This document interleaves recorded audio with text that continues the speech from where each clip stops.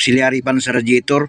Sinubay-subay ko doon mga idol sa radiator pan niya mga idol, doon sa ilalim. Ay nakita ko itong linya na ito mga idol. Ito ang nakalinya doon sa kanyang auxiliary pan positive supply.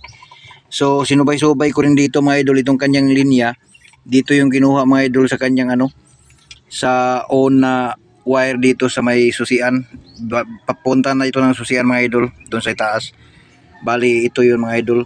Kahit tinistaran ko dito mga idol, dito sa kanyang wire na kinuha na nila ng para sa auxiliary pan dito. Tapos nilagyan nila ng fuse, pupunta na doon sa auxiliary pan sa baba.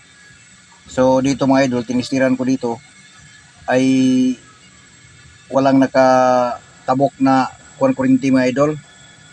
So diri mga idol, ganun pa rin. Akala ko kung diyan lang, dito lang sa kanyang linya mga idol naglo-loss connection. Kahit pala doon dito mga idol sa sa kanyang main wire galing sa battery ay wala rin talaga. So dito nakita ko dito mga idol, itong wire pala na ito mga idol, naglo-loss connection na ito. So ito mga idol, nag-loss siya. Kaya lalagyan lang natin yan ng mga idol, ang wire galing dito. I-jump natin dyan. Kasi kahit natanggalin natin itong sakit na ito mga idol, ay wala, nakikita naman natin na sunog na siya mga idol dito. Sa sobrang init siguro, kaya lalagyan muna natin. Nga na rin mga idol na akong kapagkataon mga idol, gijump na ako gikan diri paingon diha para malaktawan nato ning naisunog sa ilawom. Karing uban niya mga idol, tulo man ni ka wire, karing uban okay lang naman. So dito mga idol, natistiran ko, okay na siya. So ayan na siya mga idol. So i-on natin siya mga idol.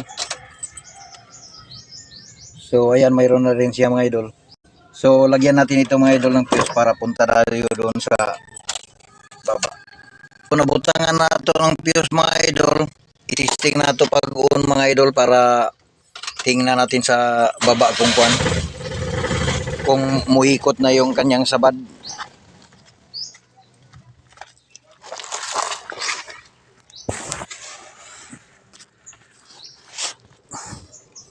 Ito yun mga idol, itong wire na to ang galing doon sa taas.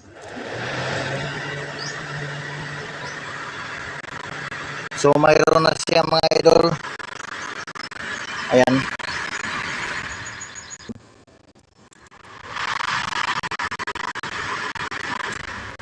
Ayan mga idol. So papandirin muna natin mga idol. On.